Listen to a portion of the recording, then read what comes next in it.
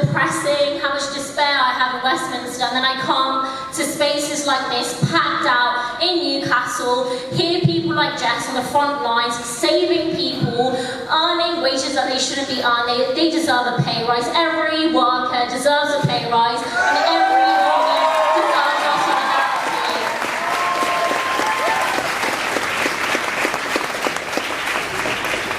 And it's unions who are fighting back. Yesterday, history was made. In the RCN's 106-year history, they voted for strike action.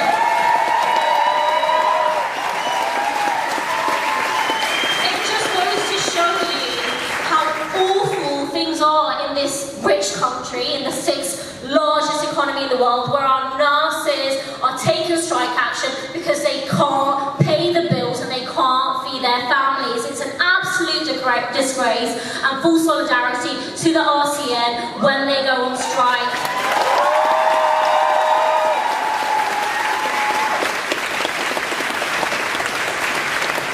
And I know that some people within my party haven't expressed solidarity with the nurses yet. Maybe they're waiting for some poll to come out. Maybe they're waiting for a focus group to say that they should show solidarity. But for me, for Kate Osborne, for Ian Lavery, and for so many others, the clue is in the name. We are Labour members of Parliament.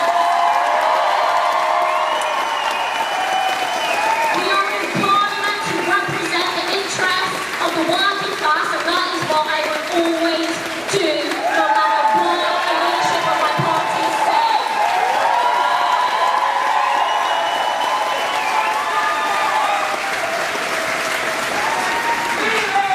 Nurses, like all workers, aren't going on strike because it's easy. In fact, it's one of the most difficult decisions. They're going on strike because they haven't seen a real terms pay rise since 2010. Nurses' pay is down nearly £5,000 in real terms. They're going on strike because 1 in 3 of them cannot afford to heat their homes or feed their families. They're going on strike because Clapping doesn't fucking pay the bills.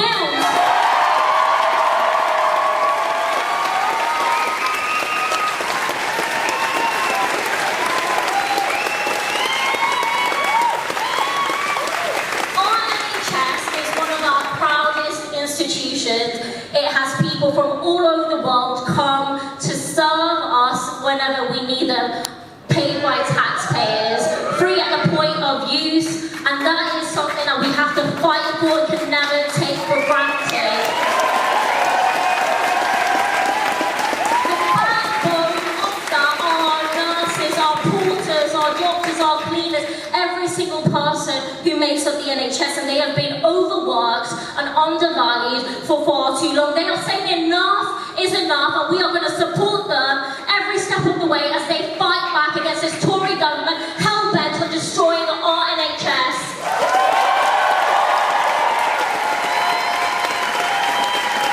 And like others have said, when they go on strike, they are fighting for all of us. If they are overstretched, we are undercared for as patients. So their fight is our fight, and it's not just true of nurses, it's an important lesson for all of us to know when we go on strike. Because if the billionaires and the big landlords disappeared for a day, I wish they disappeared forever, but if they disappeared, we would hardly notice. But when workers go on strike, trains grind to our halt, our shelves and our supermarkets are empty, our hospitals can't run their services.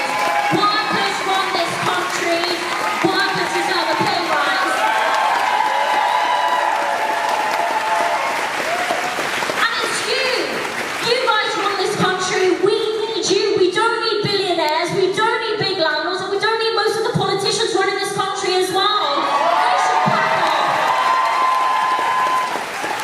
And that's why this Tory government is attacking the right to strike. They are planning laws that will restrict the RMT's ability to organise railway workers, but they're not going to stop there. This is an attack on workers across the country. So let's make it clear tonight and always that when they come for the RMT and the right to strike, we will stand side by side with Nick Lynch, with Jess, with all RMT workers.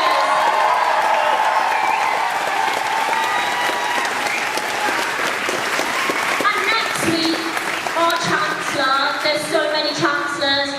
another millionaire. It's a billion. Last one was a billionaire. This one's a millionaire. It's hard to keep, account of what's going on in Westminster. But what we can't see happening is that next week, when the fiscal statement comes on Thursday, they are planning on announcing another wave of austerity. Jeremy Hunt calls it a difficult decision. I don't think he's ever really known what difficulty really is. He says he has no choice but to slash funding of our services and to squeeze the living standards of our workers. Says there's no magic money tree. Well, I've done some research for him. He's welcome. I found some magic money. £3 billion by ending the non-dom status that Rishi Sunak's wife had. £10 billion from a 1% tax on the wealth of £5 billion or more. £6 billion by introducing a 50p tax rate on the highest earners. And £21 billion by equalising the tax on capital and income. That's where the fucking money is. That's where we go.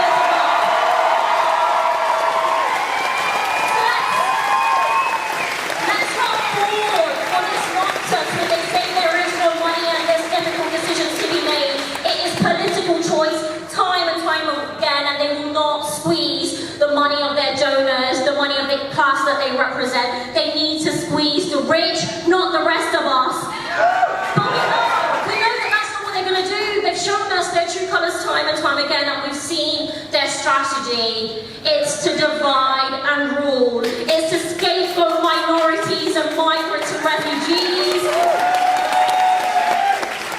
It's to point to our problems and blame it on those arriving on our shores. It's to say that our overcrowded houses and our overcrowded schools and the lack of hospital appointments are because of migrants, not government cards. Shame on them!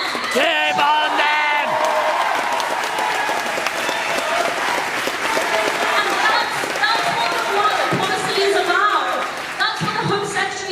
When she points and says that there is an invasion using the language of the BNP, using the language of the far right to describe people seeking safety, and we know where this rhetoric leads to. We know where this far right language leads to. It leads to people firebombing detention centres and being members of far right groups that think that they should harm those people, and it's absolutely disgusting, and it absolutely has no place in our society, and we should call it out for what it is.